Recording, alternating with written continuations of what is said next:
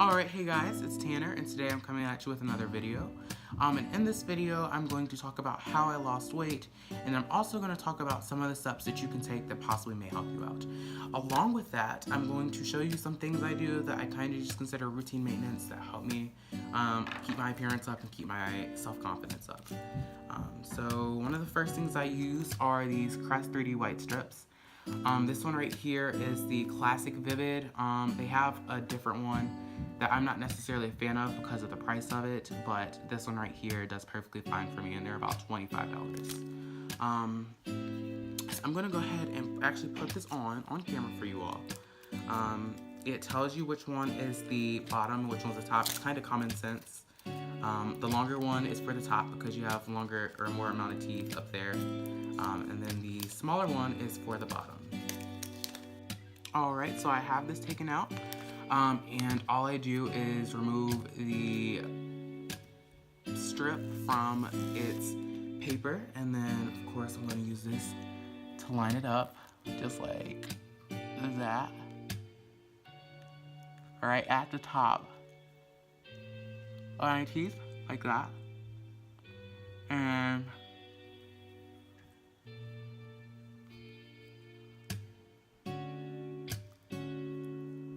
fold it over the back.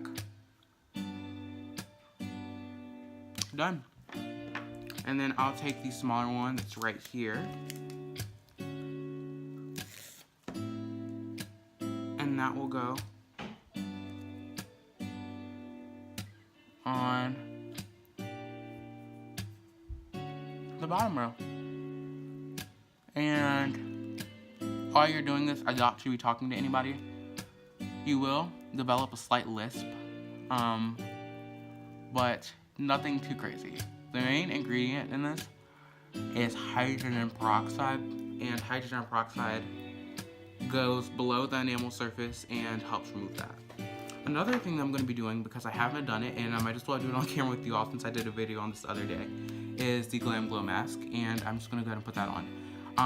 I'm using a Perfectly Posh applicator, but yeah, I'll just go ahead and apply this for you all, and then after the video is over, I'll rinse it off. So I'm just going through and applying that, especially right through here, because I know this is one of my trouble areas. I'll definitely make sure I go in right there, and then I'll also make sure to wash my face before I do this.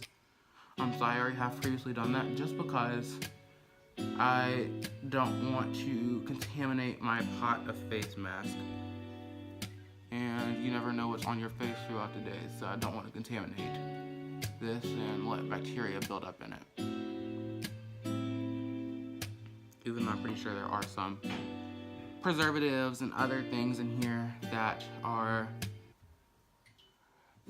most likely aimed towards preserving this and making sure the bacteria doesn't overtake it.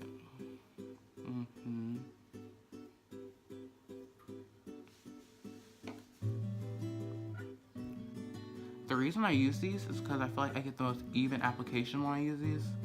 And they also seem to spare a bit more of your product than letting it dry up on your fingers. So I prefer using this method. Of course, I'll really go in on my nose because I have a big nose, I'm not gonna lie. I have accepted that fact, and that's probably the first thing people see when they look at me. So we'll get our nose so it looks on fleek, because we don't want our nose looking ratchet or whatever.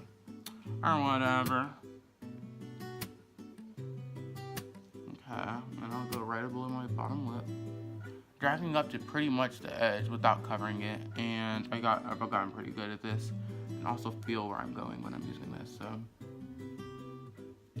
and a little bit below the neck won't hurt either, because your face pretty much does extend past what other people see the most. Your neck and lower part of your décolletage, as they call it, is still a part of your face.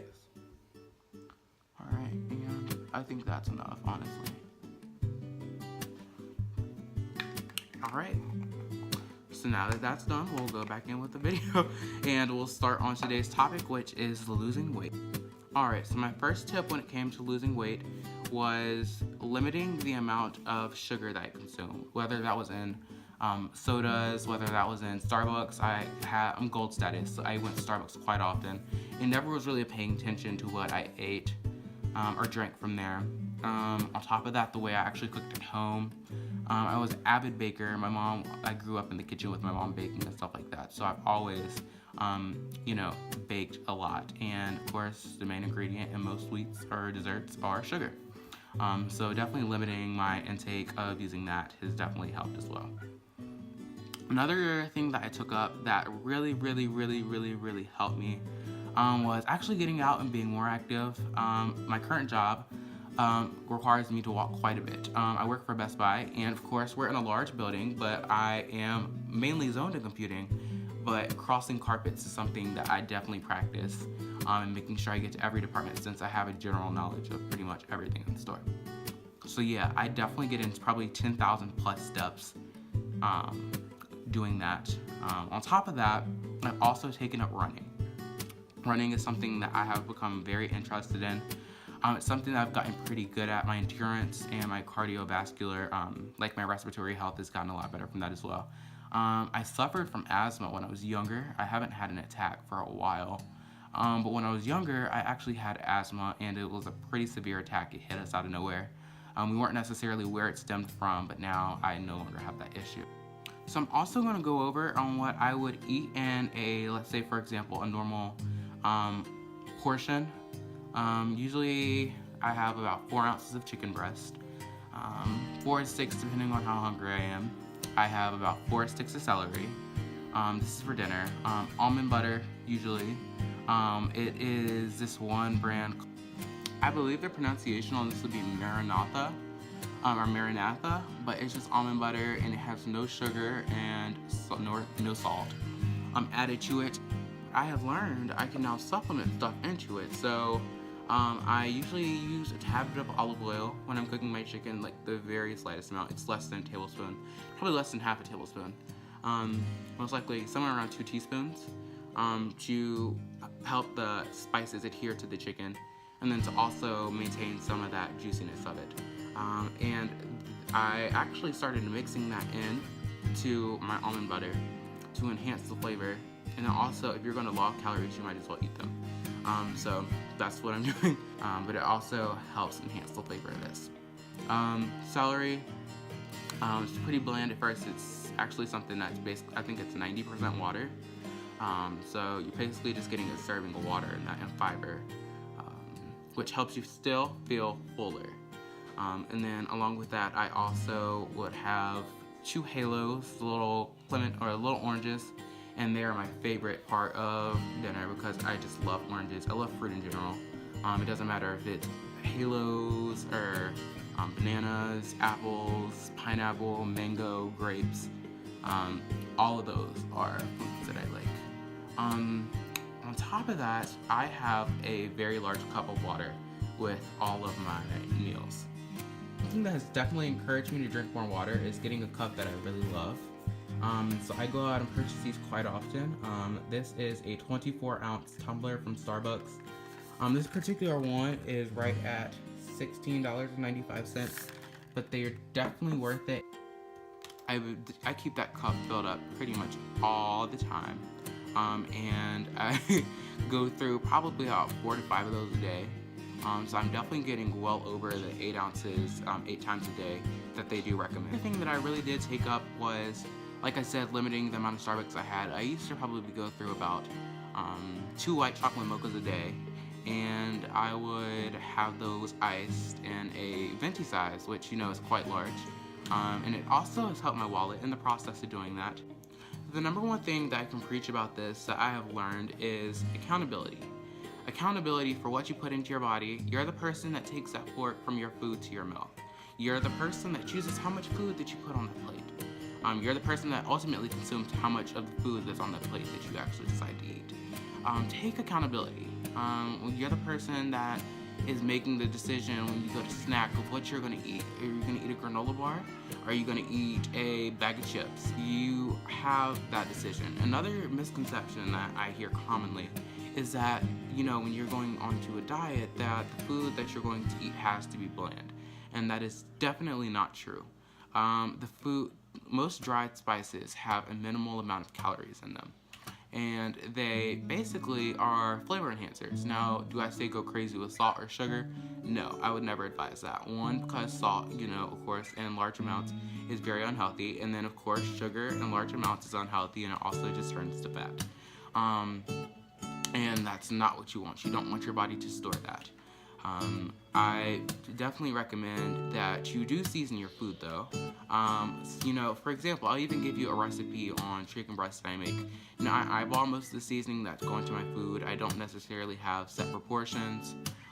For a 6-ounce chicken breast, usually I'll do, the spices that I use usually are paprika, a tad bit of cayenne to give it a bit of spice, salt, pepper, sugar, onion, and then I also use fresh minced garlic. Those are something that I definitely say can offer a lot of flavor to the food that you're making. Now, of course, you'll adapt that to what you're making. Let's say, for example, you're making fruit salad. Of course, you're not going to add paprika to fruit salad. That's not where that belongs. But let's say, for example, honey. If you're allergic to honey, even raw sugar is not bad. I would just say limit the amount that you're doing. Everything in moderation is what I'm trying to basically give the clues to. Everything in moderation. So no, it's not necessarily that you need to completely eliminate a food group, because overall that's not going to give you lasting results. Just definitely adapt to what you're doing and starting to take accountability for what you ingest. But yeah, so I think that's honestly it for this video.